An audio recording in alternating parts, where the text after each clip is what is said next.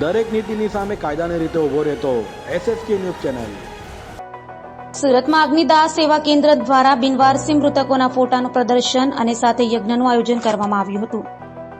સુરતના સોની ફળિયા ખાતે આવેલ આર્ય સમાજ હોલ ખાતે અગ્નિદાહ સેવા કેન્દ્ર દ્વારા રવિવાર 26 મે બિનવારસી મૃતકોના ફોટાનું પ્રદર્શન કરાયું હતું। તો સાથે અગ્નિદાહ સેવા કેન્દ્ર દ્વારા સેવાભાવી મહાનુભાવોની હાજરીમાં યજ્ઞનું પણ આયોજન કર્યું હતું।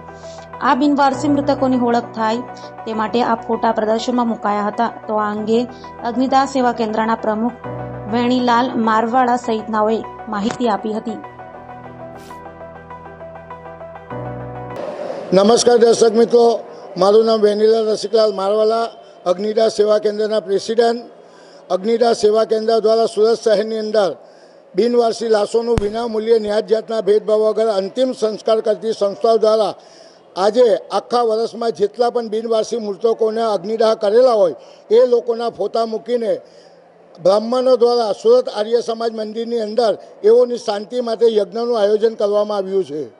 આ યજ્ઞના કાર્યની અંદર જે બિનવારસી મૃતકોના ફોટા લગાવેલા છે, જે લોકોના સ્વજનો ગુમ થઈ ગયા છે એ લોકોના સ્વજનો પણ અહીં ફોટા જોવા માટે આવેલા અને આર્ય સમાજ મંદિરની અંદર કમસે કમ 200થી 250 જેટલું પબ્લિક આ પ્રદર્શન જોવામાં આવ્યું હતું અને યજ્ઞની અંદર આહુતિ હોમાવાનો એમને લાભો લીધો હતો।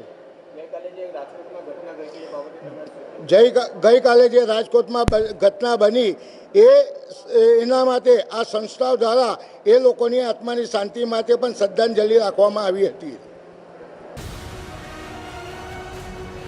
દરેક નીતિની સામે કાયદાની રીતે ઉભો રહેતો SSK ન્યૂઝ ચેનલ।